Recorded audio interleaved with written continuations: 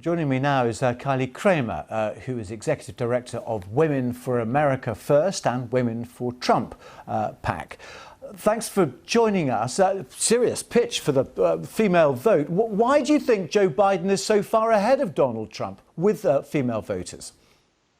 Thank you so much for having me this morning. And I disagree with you. I do not think that Joe Biden is that far ahead of Donald Trump.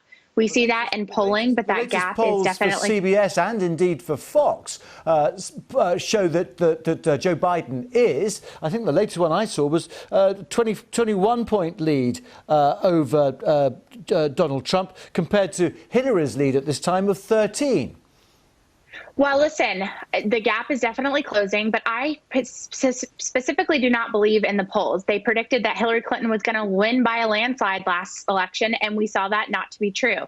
Polls tell us a snapshot in time, and they're not reliable. The American people undoubtedly support this president. And with all of the violence that is going on in these Democratic cities, people that support Donald Trump are not going to come out and say that. As a woman who lived in New York City, I did not come out and tell random people that I supported Donald Trump in fear of being attacked or retribution from those around me. Were you a shy Trump voter back in 2016? I definitely did not wear it on my sleeve, that's for sure. But So just like millions... What has he done to change your impression in the last 4 years to make you come out and support him publicly now when you wouldn't before?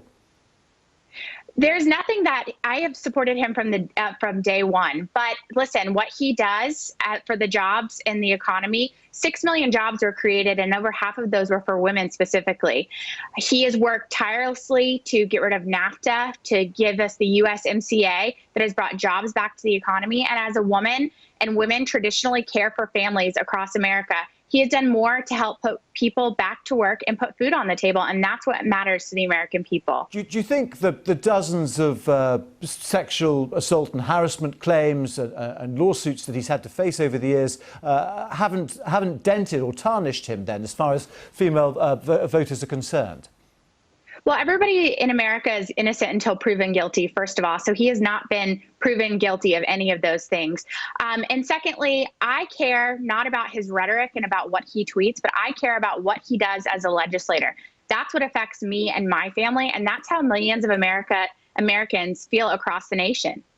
So, I mean, some of his critics would say, or in fact, some of his supporters would say that perhaps his language, which might be offensive about women, is actually superseded or eclipsed by his sort of fear of women. Actually, female interviewers tend to get much more out of him.